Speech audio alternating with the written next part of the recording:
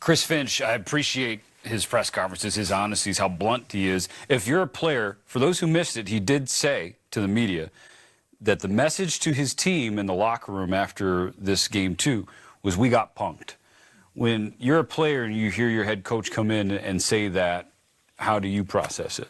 I think in a situation like this, you can't argue that.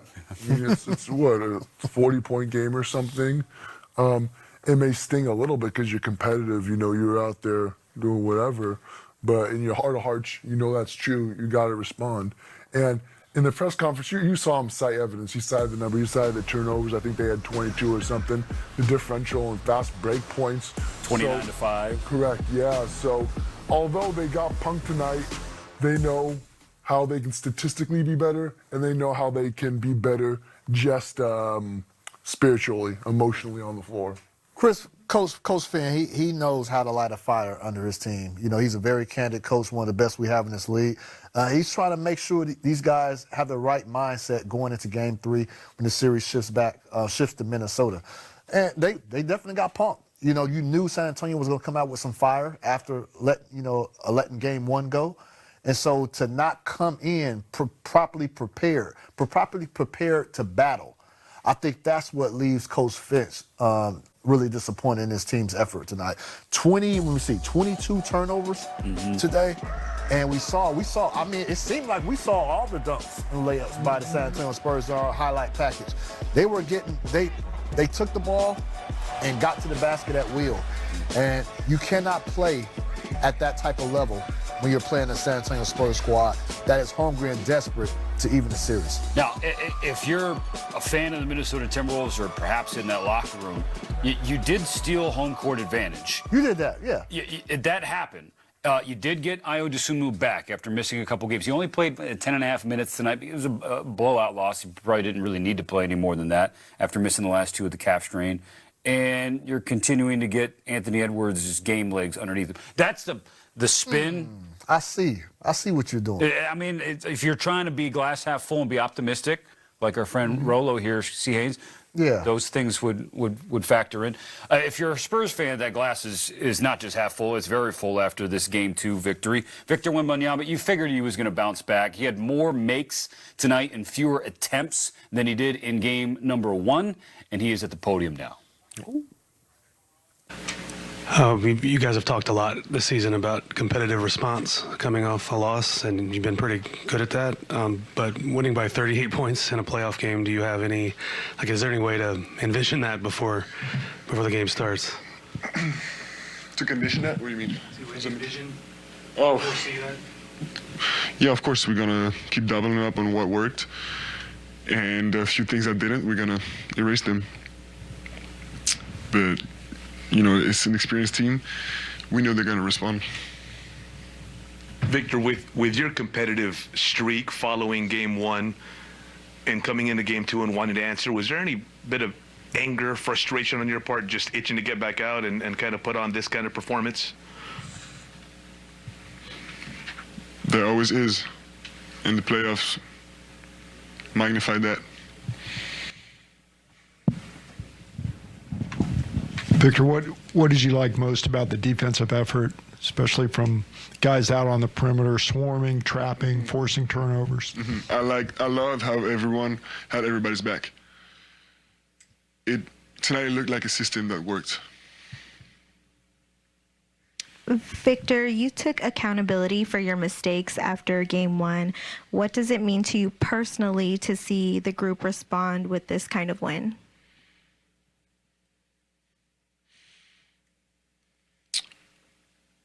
Just seeing it like it is, you know.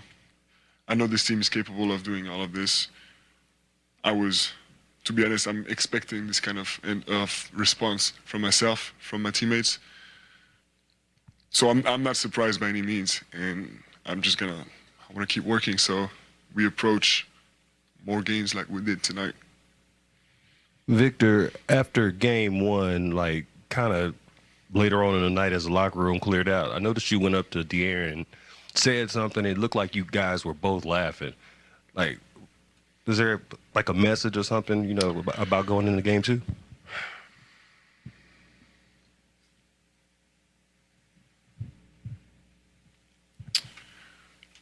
A message? I don't know. We send lots of message. As a team, we talk a lot. And whether it's for, keeping everything tight or extra motivation to each other, it's always a bunch of dynamics going on. But we're always trying to keep the positivity.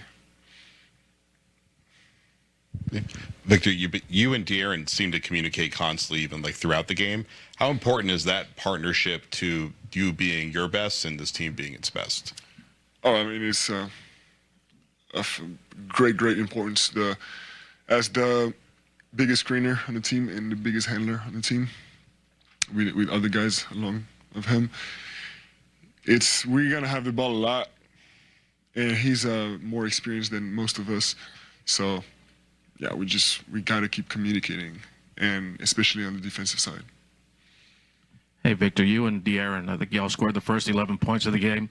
Was that sort of in the flow of the game, or was that sort of scripted? Just trying to set the tone. Hey, Victor, what impresses you most about what Dylan is able to do on this stage for the first time? What's the most impressive for me, seeing him both during games and at practice. He does some crazy stuff at practice too. The way he controls his body, like his body awareness, whether it's on drives or on jumps or relocation in the air. And you can see that in a variety of actions, offensively, but also on rebounds and stuff, and on steals. It's quite impressive. I don't think it's something you can increase, as anybody can increase that, but at this level, it's pure talent.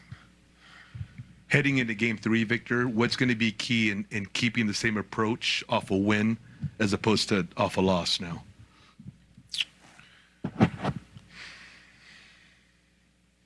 You said it, trying to keep the same approach, and we're gonna watch film because, as Pop says, it's never when you win, you're never as good as you thought you were. And when you lose, you're never as bad, or rarely.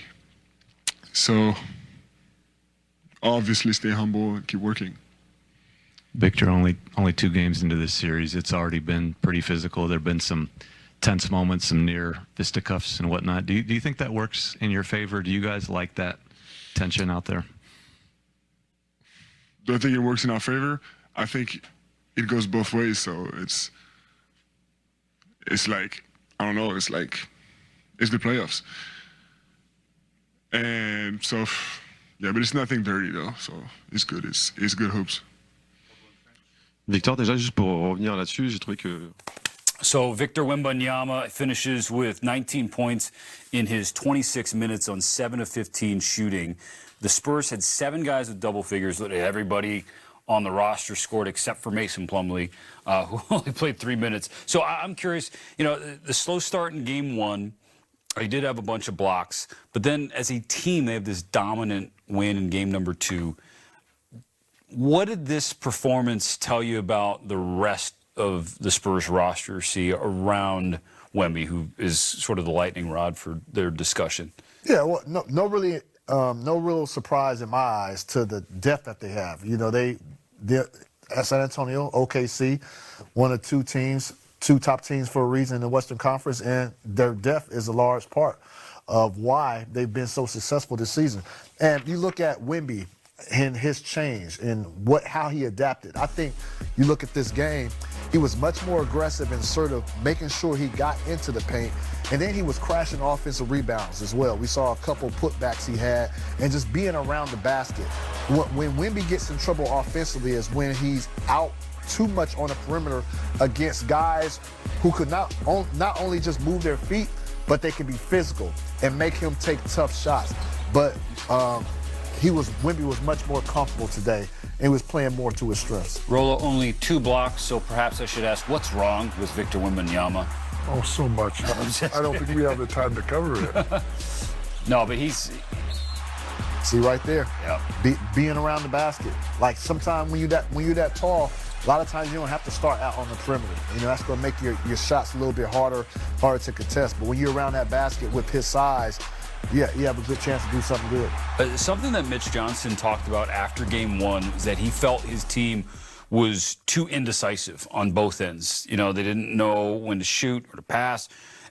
That question wasn't evident in Game 2. They looked very decisive. Not at all. And that's not something that we've had to worry about with the Spurs team in the past. So, you know, credit to Minnesota for Game 1. Well, I was really impressed with Wemby up on the podium was, even though they had a great night tonight, you know, he acknowledged it. You can't get too high. You can't get too excited after a game. You can't get too low after a Game 1 loss.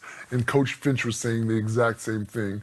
You know, if it's a 1-point loss or a 40-point loss, the series is still 1-1, still an even series. No question about it. All right, we got to take a break here on the Association postgame. When we come back, plenty more reaction.